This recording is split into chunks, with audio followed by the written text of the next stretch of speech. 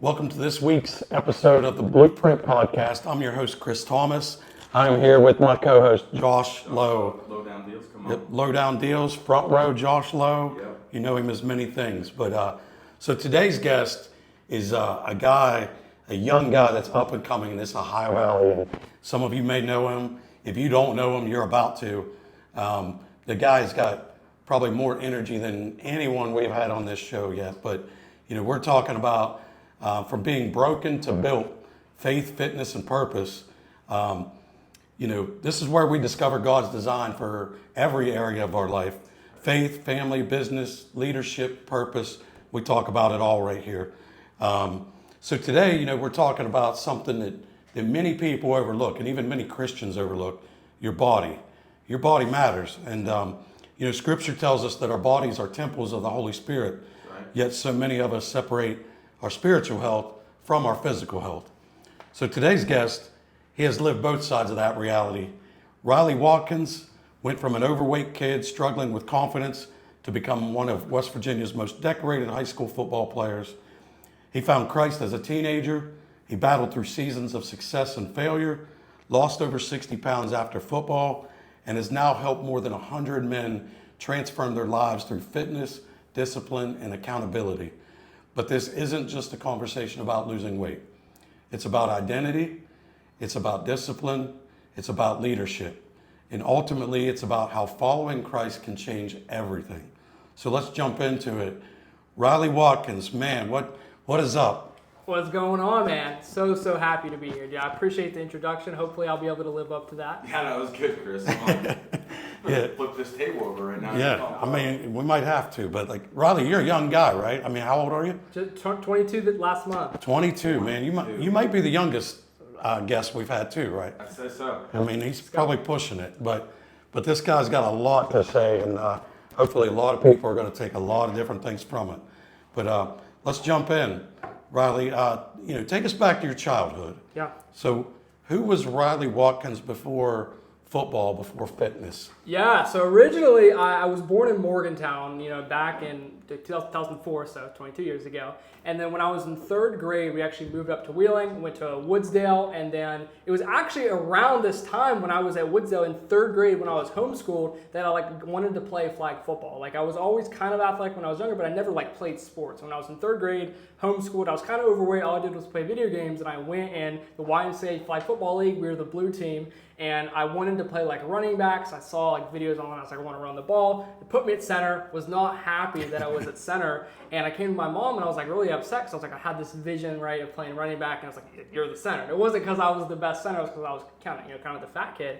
And she was like, well, you can, just be upset about it because my mom was, into fitness. And she's like, or you can get in shape and actually do something about it. And what she did was she actually gave me her, I don't know if you guys have seen P90X or Sean T, but Sean T, T25, she's like, here's my workout CDs that I do, the Sean T, 25-minute body weights. And in third grade, I started waking up at 5 in the morning and I lost weight in third grade. Next season, got to play running back. Went to Wheeling Country Day, met my trainer for 12 years, Josh Piles, and then Piles Elite, met CJ Goodwin, and I worked out with Josh Piles from 5th grade to freshman year of college, taught me everything I know about strength and conditioning, fell in love with fitness, changed my whole life, and that's where really started my passion. And then went to Mercyhurst and was going to study sports and exercise science. I still am. And from there, a couple of my buddies were like, hey, I want you to help me with workouts, because it was crazy enough. I fell in love with strength conditioning at such a young age, working out before school every single morning, 5 a.m., 6th, 7th, 8th grade. I loved it. And then in high school, I actually became our team strength coach and actually ended up getting a grant from WU Medicine and built our weight room. And I was being the team strength coach. I loved it. I absolutely loved it. I knew sports and fitness and strength conditioning was what I wanted to do. College, I was I thought I was going to be a football strength coach. And I had a couple buddies who were my age who actually paid me and became my first clients. So I was wow, this is so crazy, something I love. People would actually want to pay me to do this, and this is so cool. And from there, I was after seeing different NFL people that I knew in my life, Kevin Barlow was an all-pro guy from the 49ers. He was my 7-on-7 football coach in high school.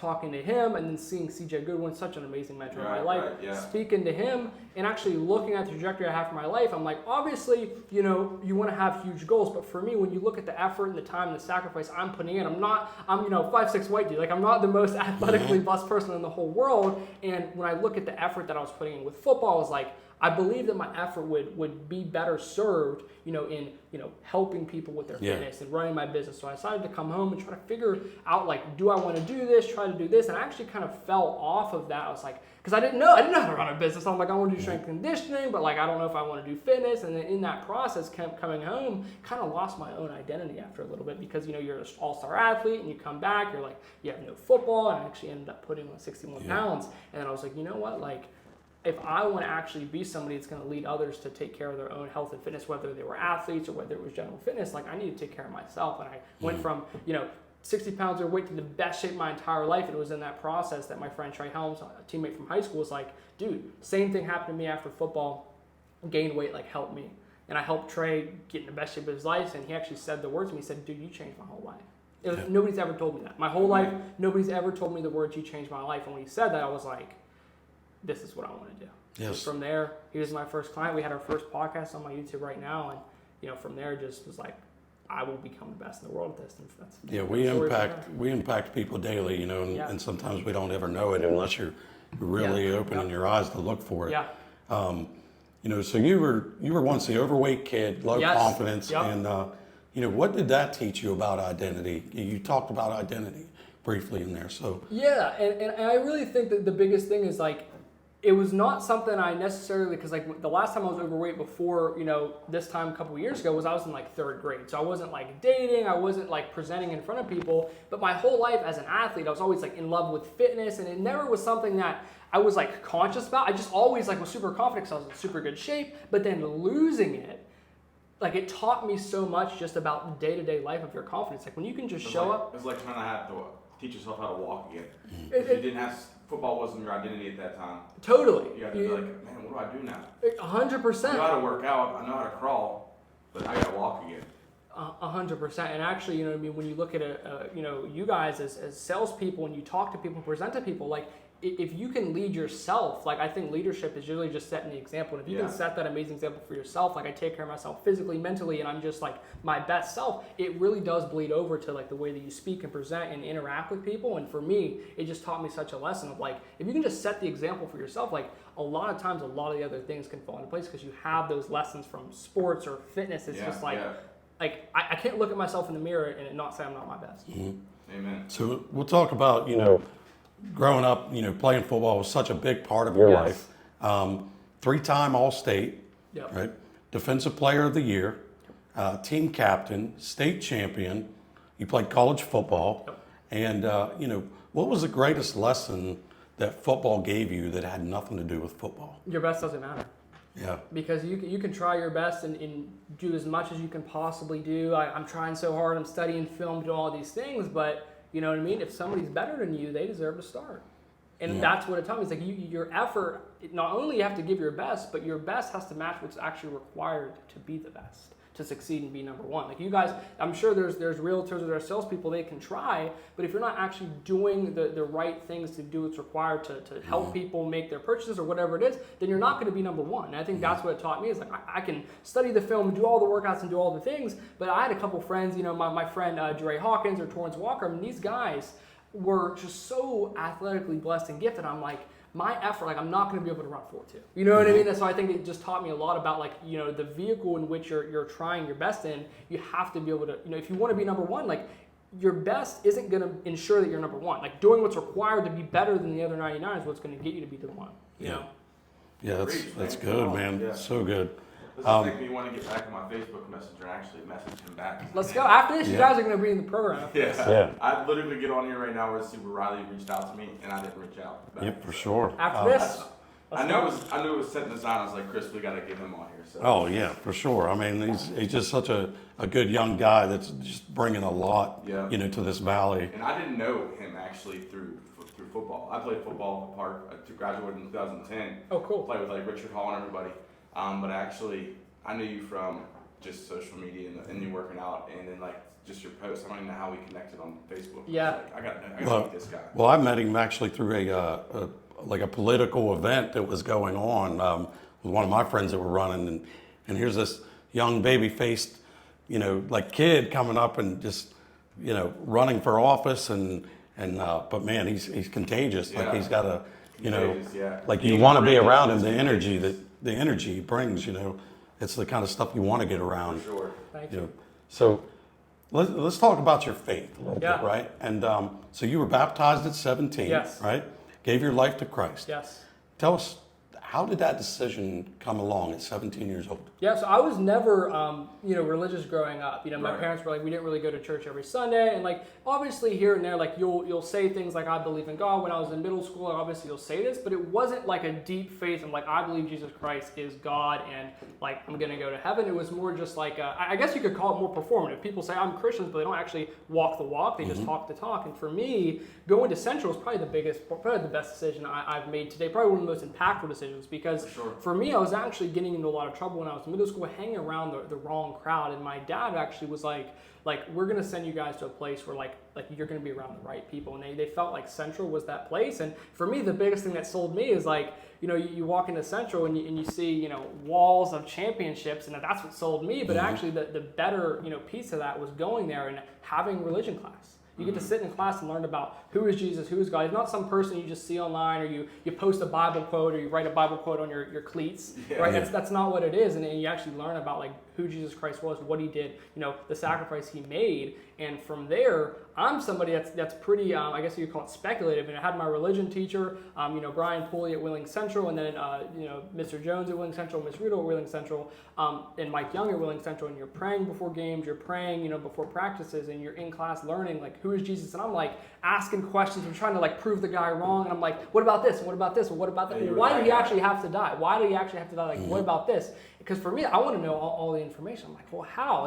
And I, the more I learned, the more I prayed, the more I actually looked into it, and the more I actually became a believer. And to 17, it was in the middle of our season. My 7-on-7 coach, Kevin Barlow, who was an all-pro running back for the 49ers, Sky Elite. He went to Pitt, right? Yep, went Kevin to Pitt, Barlow. all-pro, and he was our 7-on-7 coach at Sky Elite 7-on-7. Dakota Conwell and Kevin Barlow were the coaches, and he was actually the person that really, was probably the main person, the reason I decided to get baptized, because he talks about he's in the NFL, he had all this money, he had all this success, but he didn't have himself, he didn't have the belief in himself, and in his heart he had a hole there, and it was a God-sized hole. And he made the decision to get baptized, and he's like, dude, it changed my life. He's like, if you around Kevin Barlow, like the infectious, the way that I am with my energy, that's how he is for Christ, and seeing like the leadership he had. And I was like, I want to get baptized. And he was at my baptism, and I talked to my sister's husband, who was a pastor at the time, and I was like, I want to get baptized. Like, if you're going to do something, like, it's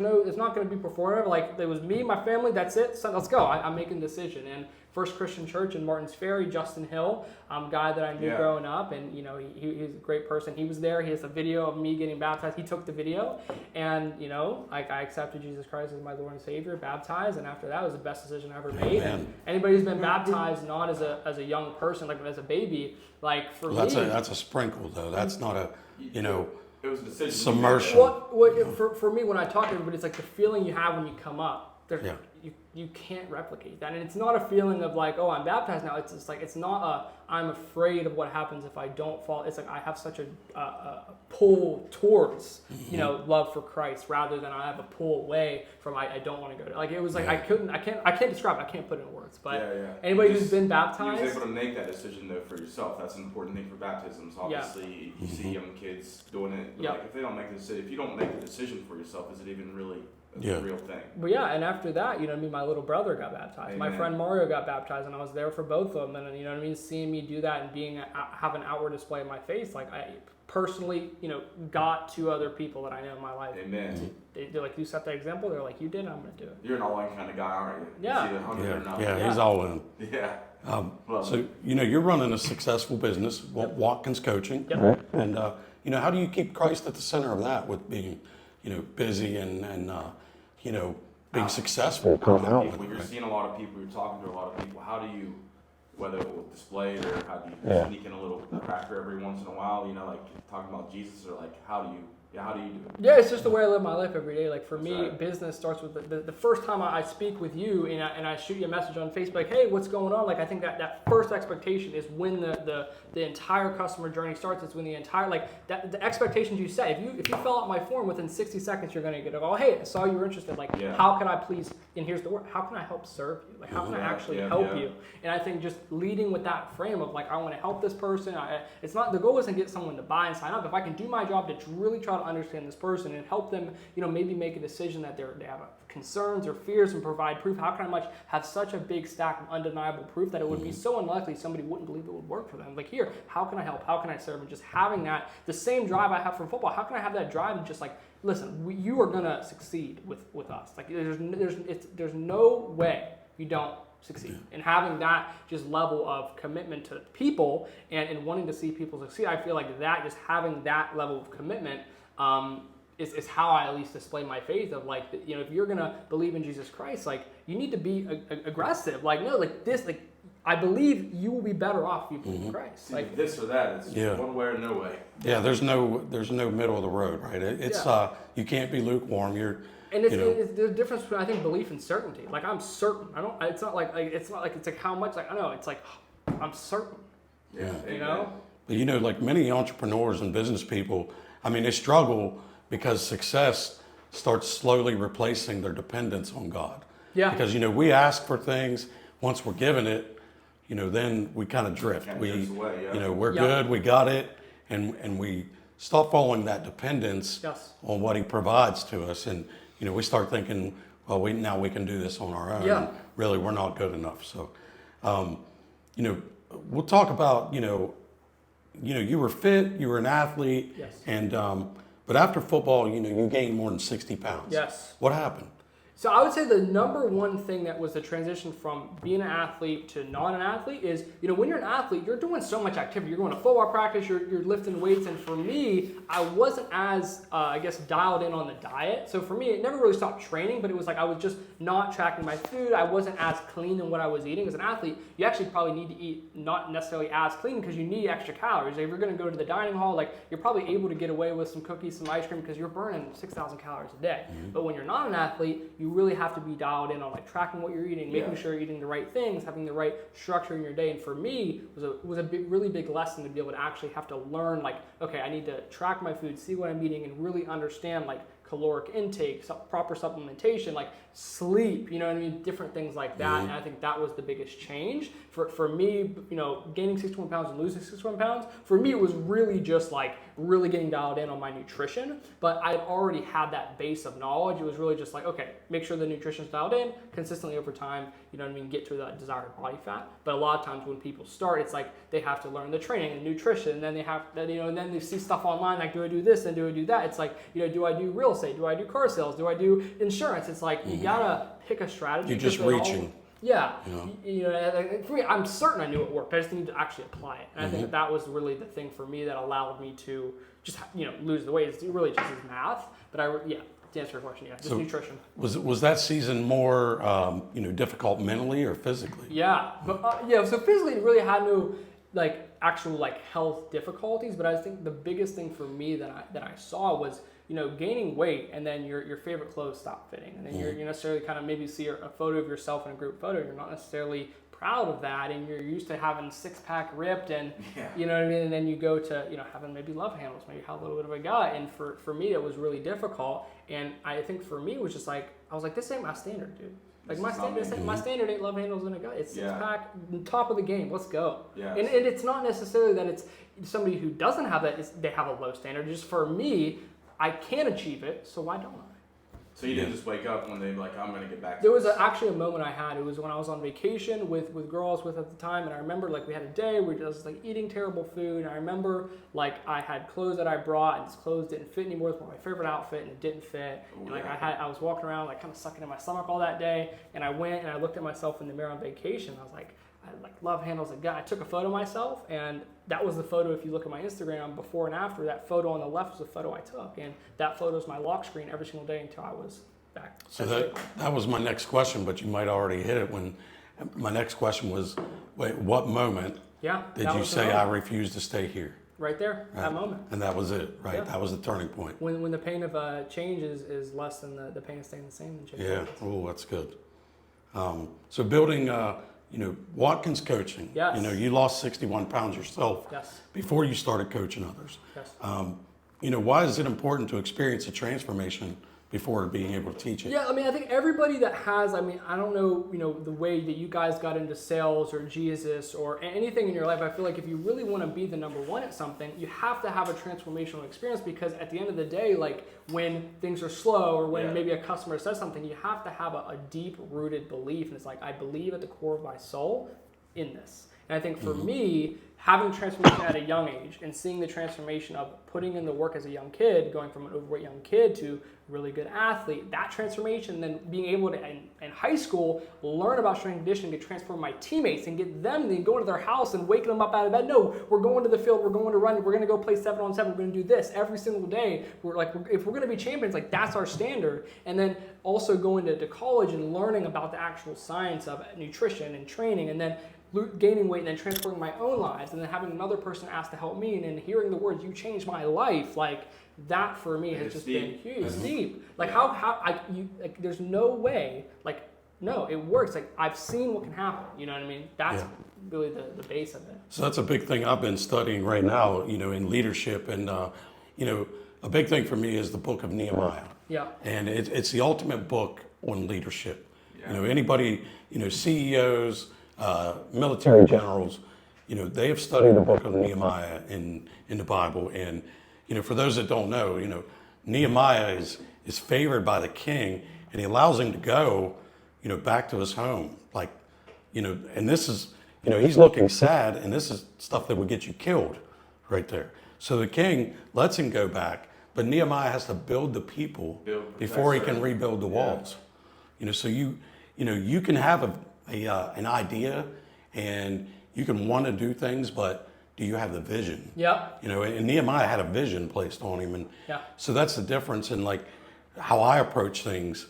And as I dive deeper into it, is I'm not just having an idea and going, well, let's go with this and let's run. Yeah. It's I have a vision. I already see it. Right. I already see what's going to play out. Yes. And I believe it. Yes. So believing in it, behind it, is a whole nother level than just, having an idea and wanting to run with it. Gotta have certainty, 100% certainty. You can't be, this might work, this is gonna work. I'm gonna do what it takes to make it work, and I just know it's gonna work. You can I know that I know. You can learn the tactics in one day. Yeah. Right? Yeah. It takes 20 years to actually execute it consistently. Yeah. So it's like if you have the belief, I can learn the tactics now.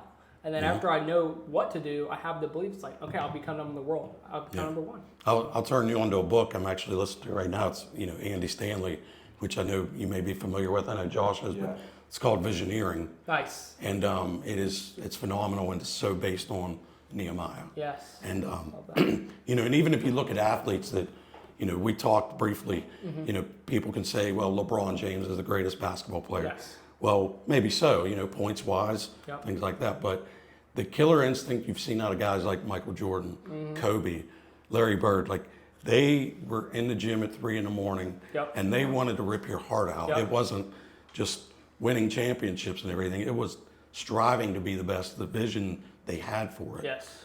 So if you study like some of the stuff on Jordan is just ruthless. Yeah.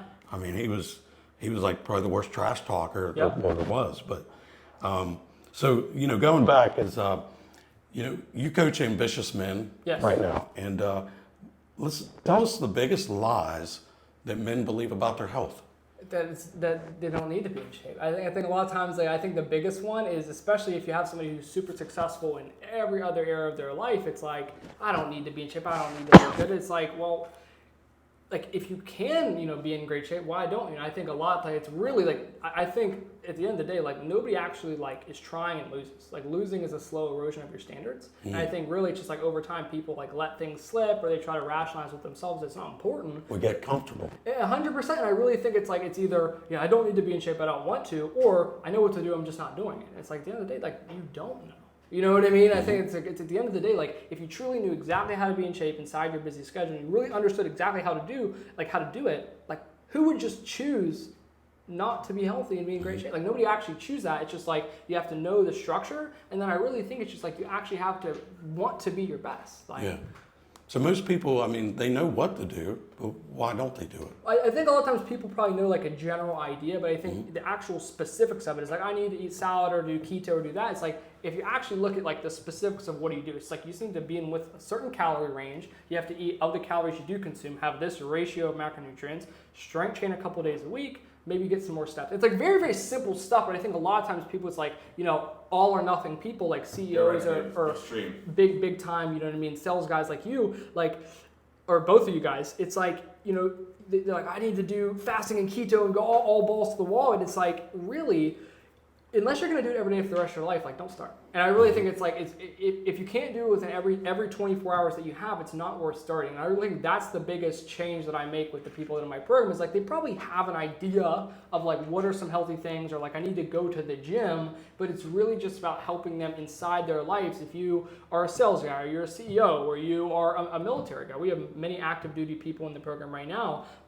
How inside the 24 hours that you have each day can you just do 3 or 4 things differently? Eating different foods takes 0 time. You can change the foods you're eating. Okay, here are the foods you're going to eat. Okay, going to the gym 2 or 3 days per week, right? It's like 30 minutes, 45 minutes every 2 days a week for the rest of your life. Better than no days a week for the rest of your life. And I think just little things like that, like having a plan, having a structure laid out for you step by step, and somebody like, again, you can set the playbook, and then the nuance of, okay, the guard's going to pull here, and then you're going to cut off the guard and go this way, and you have to, and then the receiver's going to go get the safety, and you're going to cut off him right. It's like the very nuanced specifics of fitness combined with the playbook, and then combined with the coach to actually make sure that you follow it is, I think, where our clients have success. But really, it's just, again, having a simple structure that it's not like, oh, I'm going to do like this big, you know, event. It doesn't need to be an event. It needs to be how you live within a 24-hour period. Yeah. Marathon, not a sprint. Yeah, 100%. Yeah. And many people, you know, I think when they think about fitness, they think about, you know, they lift weights or walking, running, and dieting, but they forget about an important part of sleep. Oh, yeah, I'm there because, like, Yeah. I struggle with that, with working out now. Obviously, I played football, I broke my neck, spiritacular spine, so, like, sports were cut completely out of my life, and I was like, I don't know what to do now. Yeah. Because I was a really good wrestler. And that's how I knew how to diet, was a wrestler's diet. Yeah. And that's still in my mind. Orange a day. I need to get that burnt out. But that's kind of like where I struggle, I guess, as a man. I'm 34 years old, but it's like, I'll do it to, I guess, almost make a weight. I just did it recently. Like, I literally ate right, was walking a lot, doing lunges, squats, all that stuff at the dealership. I'm there for 12 hours out of the day. And then I hit my weight goal. Yeah. And then I proposed, and then now I'm back to 12 pounds heavier than what I was. I mean, I'm still not eating quite as awful as I was prior to going on this little weight journey. Yep. But now I'm just like, man, I'm not taking those extra steps right now. I'm not doing lunges randomly when I'm bored at work. I'm not doing air squats. I'm not whatever, you know, I'm not doing anything like that. And I've seen myself. Because I made weight, I made my goal, and then now it's like the wrestler mentality. I just got to get that burnt out. Now we're going to have to dive into the, you know, Watkins coaching blueprint. Oh man, guys, you know, like team.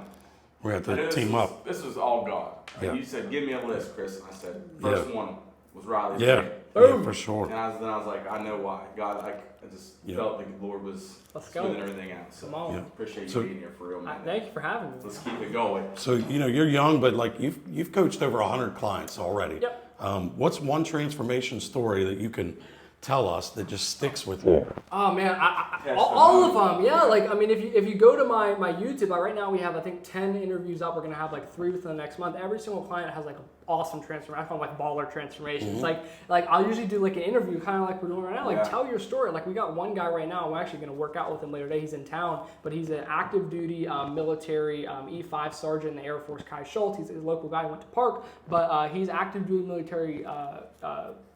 Professional, he's in the military. He's coming back right now. We're going to work out tonight. You know, he hit me up and he was like, I mean, he's a member of our armed services. Like this guy's literally putting his life on the line so we can, you know, play salespeople and play podcasters, right? And this guy's literally risking his life every day, and he's so that we can do stuff. Exactly, exactly. It's crazy. I mean, like braver than I'll ever be. And you know, he came to me. He's like, dude, like I need help. And I mean, if you go to my Instagram, like go to my @Coach Riles, like he was one of the pinned posts. I mean, he went from like just kind of where I was. I mean, this dude is like just in great shape now, or Trey, like anybody who gets a crazy transformation. One of my second cousin Carson, man, he's down over 100 pounds. I got one guy, Dustin Blankenship, he's the head of Libertarian Party in West Virginia. He's down 140 pounds, changed his whole life. We got guys that are, their blood pressures, like they're able to play with their kids again. They're like actually added 20 years to their life. Like every one of them for me is the most impactful one, because anybody who's going to be able to trust me to help them and change their health, like I think they're all the most important for me. And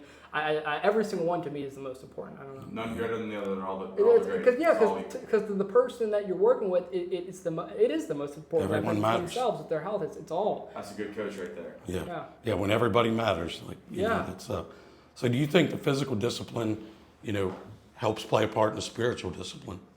I mean, I would say so. I think again, like I think how you do everything is how you do anything, and I think with fitness, like the way that you show up every single day. If you don't, if you want to, you only have 24 hours, right? So if you're fit every 24 hours and you start all your 24 hours with God and you have God in that 24 hours, it's just how do you live your 24 hours? And I think if you're scientifically, if you're struggling with your sleep and you have sleep apnea, and sleep apnea usually caused by, if you have excess fat around your neck, you're going to sleep less, and then you're going to be less energy the next day, and then you're giving yourself not as good food, you're not moving your body.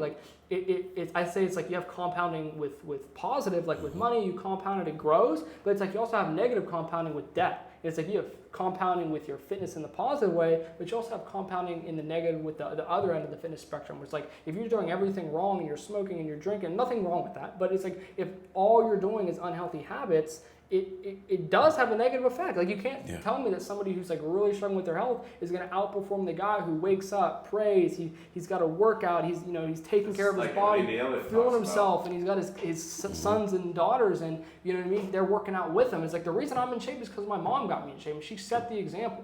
You know what I mean? It's like if you want to set the example, you can't tell me that that person. I think that guy's gonna be probably happier. Yeah, I was gonna say as in listening to this, I was like you had a really good foundation, a good example from your parents from an early age, and clearly, but you also walked in it too, so you didn't. Yeah, my dad's a physician too, so my mom was super into fitness and she was a nurse, and my dad's a physician, so I've seen what can happen if you don't take care of your health. Right. And and I also had somebody like my mom who just if you want to be in shape, stop telling me you want to be do it here.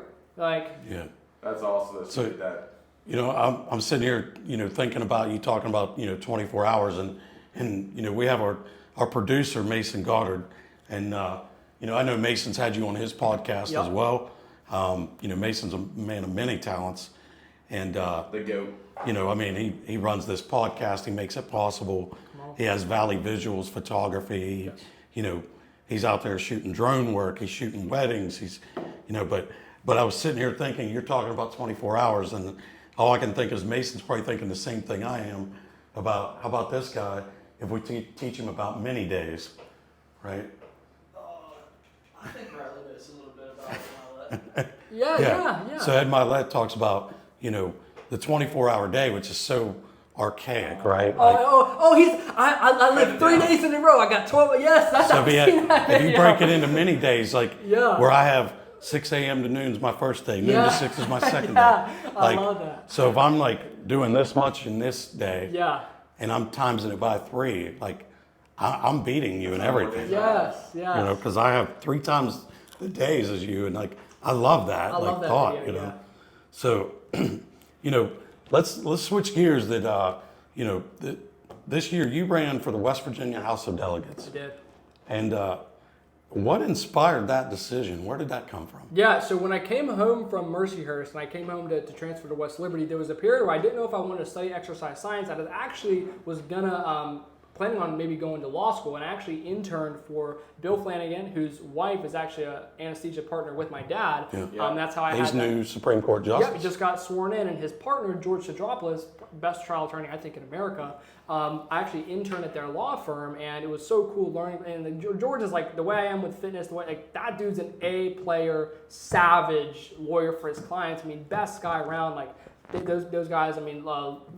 George and Maya and them at that law firm are just absolute A players. And seeing that and just learning from them that was the connection I had with like Lough, and then actually I decided that I definitely wanted to go all in on fitness and study exercise science. Like this is the path I want to take for my life. After my friend Trey was able to, tell me I changed his life, I was like, I want to do this. But after running my business, there was a seat coming up, and Bill had actually was like, hey, why doesn't Riley run? I was like, you know what, like that would be a great idea. I was like, okay, we're gonna run. I'm going to. Yeah, and I decided I wanted to run. It was great, got to meet so many people, but I ultimately came to the choice after running. Like the reason I wanted to run was like, when you actually look at the statistics of West Virginia, the most unhealthy states, like 70% of our state is overweight. Almost 50% is like clinically obese, which is not good for like healthcare costs and insurance. Like if you want to drive healthcare insurance down, there's a certain pile of money in insurance. Everyone pays a premium, and if somebody has an issue with their weight or something, and maybe they have a heart attack, well, you got to pull money out of that pile. So if more people are pulling to their health effects, if you could get our whole population, nobody was obese or nobody was overweight,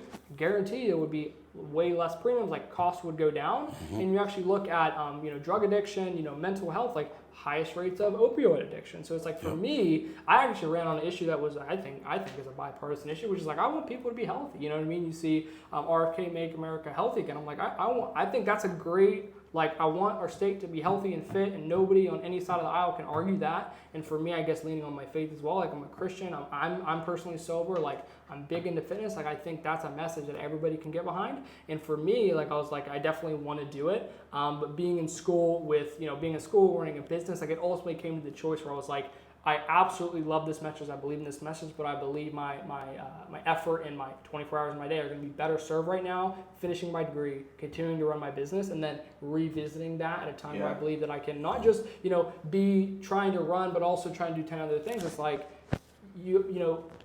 Steve Jobs, he's like, I'm not proud of the things Apple has done. I'm proud of the things Apple hasn't done, because focus is elimination. Focus is saying no. If you're going to, Kobe wasn't also the best baseball player in this. He's like basketball. And for me, you got to pick. If you want to be number one in the world, you got to pick, because somebody else isn't. How arrogant of me to think you can be number one doing 50-50 and all this. Like, no, if I'm going to do it, I'm going to do it number one. Yeah. And politics, coaching, business, you're serving others in all these different things, all these different areas. Yes. And our culture teaches us comfort, but the Bible calls us to sacrifice. Yes. We aren't called to be comfortable. How do you teach men to embrace the hard things? I would say that the number one thing in terms of like discipline, sacrifice, like the best advice I can give to like embrace, I guess, discipline is the number one, just make your environment set up in a way that actually serves your goals. I think so many times, like if you actually have to use discipline, the idea of discipline is I have this choice or that choice and I have to choose this. But an example is like, if you only have healthy food in your house, like you don't actually have to use your discipline, your environment can serve. It's like you have to use discipline to not smoke and drink and do negative things if you're surrounded with people who do those things. But if you're around the top sales guys and you're around amazing coaches like Eric Brothers who are able to be, sober, fit Christians to set that example, you don't need to be disciplined because your environment forces it. Yeah, no, you're absolutely right. I mean, you got to get around and lean in to the ones that, will bring that temperature up on you. Like I always want to be in the rooms where I'm not the smartest person in the room. Yeah. I want to be, kind of like the dumbest person in the room. That's where I learn. And soak everything in from everybody all the time. That's just always how I've been. Of course, I like to lead, but still there's the fact of listening. To be a good leader, you have to also listen to people for around. sure. Yes. So, lightning round, these one word or quick answers, okay? So, favorite Bible verse? Oh, man, there's so many. I don't know. I would probably say, like, let him sit in silence for the Lord has laid it on. So I think if you really understand your purpose and your mission, you can sit there and you understand you have a vision, and being, with yourself and your thoughts in God is super important. Yeah, I like that one. I got one. Favorite number? 29. 29. Favorite workout? Oh, man, probably anything upper body, chest day, arm day. Big chest guy. Yeah. Come on. Coffee or energy drinks? Coffee. The guy comes in earlier, he's like, you mind if I make a coffee? And he makes me one, like he's ready to go. Yeah, he asked me one the way out. Yeah, awesome. Serve others. Thank you. Biggest mistake men make in fitness? Thinking it's got to be all or nothing. You know what I mean? It's a lifestyle. It's got to work on your craziest, most busy days. And if it can't work on your craziest, most busy days, that's going to be your excuse of why you fall off. Man. Oh, man. Preaching to me. One habit that changed your life? Giving myself the first 4 to 6 hours of every single day to focus on driving the most important things in my life forward. No meetings till 1. What's one thing a father should teach his son? So maybe something your father has taught Pass you. down, or even a coach. Oh man. Yeah. I think there's I don't know if there's one thing. There's probably so many things. I mean, I'm not a father, but if I would say one thing is just, I mean, if you're focused on just like telling the truth and serving others, I think that's a good habit. Like if you always have the best intentions for other people, Brothers. like it's hard to go wrong, and you can learn the tactics. But if you actually like in your heart, you want to actually help and serve people, I think you can kind of learn a lot of the other tactics. So I think that's one thing. Like serve others and like be a good person. I would say is probably at the heart of it. Yeah. Yeah, it's really that simple. If you could have dinner with anyone and you can't pick Jesus, okay, who's it going to be? Either Tom Brady or Alex Ramosi. Here, come on. And let's talk about your legacy too. Yeah. What do you hope people remember about Riley Watkins? Hopefully that I was able to positively impact them and help them just show up as their Help best save self lives. each day. You know, I think that's the biggest thing. Yeah. Like they can say when you think of Riley Watkins, like he helped me be a better version of myself. I think Yeah. that's a good thing that I would want people to know about me. I got another question. Yeah. Another question. Favorite play that you ran in high school? Yeah, That one that you just heard and you was like, let's go. probably my hurdle. When I hurdled somebody at Oakland my junior year. Did yeah, you? somebody he went for my legs earlier, and the next time I went up over him. 5'6", just going up over. Yep. Let's go, baby. So what's the blueprint that has been written into your life that you won't compromise? Is there like a certain action or certain blue? I think for me, it's just like I have my mission of like I want to be I'm going to build the #1 and biggest online fitness coaching company in the history of the world, and anything that's not that, I'm not doing. You're determined, right? Yeah. All in And that's for where you one. got to stay, man. Yeah. Give us one lie that culture tells men, that us Christians need to reject it. Oh, one lie. Because there's a lot of lies the world tells us. I would say the biggest thing for me, like at least recently, is like just saying that like just trying is good enough. Like I think you actually have to want to get better. Like I think a lot of times like it's easy to just tell yourself, oh, I tried my best, but like if you want to be successful and you want to accomplish something, like it's gonna take actually what's required to succeed rather than just like resting on like you actually have to know what to do and then try your best so your best effort actually does match what's required to succeed. Yeah. I think that's the biggest thing I would say personally. So, someone out there is listening right now and they feel stuck physically or spiritually or mentally. What's the first step they should take today? On Instagram at Coach Riles, shoot me a DM, and within the next 6 to 12 months, you're gonna be in the best shape of your life. Or Yeah. Facebook. He's good. Or he's good on Facebook, that too, Riley Watkins at Coach Riles on For us Instagram. older people who don't get on Instagram as much. Yes. Yeah, Instagram, Facebook, you know what I mean? Follow me, connect me, say, hey, saw your podcast, I would love to get in shape. Yeah. And Yeah. we're gonna help you out. So they can find you Facebook, Instagram, LinkedIn, YouTube, everywhere. LinkedIn. Coach Riles, everywhere. Riley Yeah. Watkins. I got a red thing with me, my arms crossed, smiling. I'm on every platform, Yeah. every time, every day. Yeah, you're not hard to find, man. No, I'll find you. Yeah, yeah, you will. Yeah, this guy will find you. But so Riley, thanks for coming in, sharing your story. Appreciate you guys. Yeah. One thing I love is your story really isn't fitness. It's about transformation. Yeah. And God transformed your heart, Yes. then He transformed your mind, then He transformed your body. Yeah. And we see that. The order matters. Yeah. Right? And, so to everyone listening, remember, you don't honor God by being perfect. You honor Him by being faithful. That's it. Discipline isn't punishment, it's worship. Whether you're trying to lose weight, grow your faith, become a better husband, or lead your family well, the blueprint is always the same. Follow Christ daily.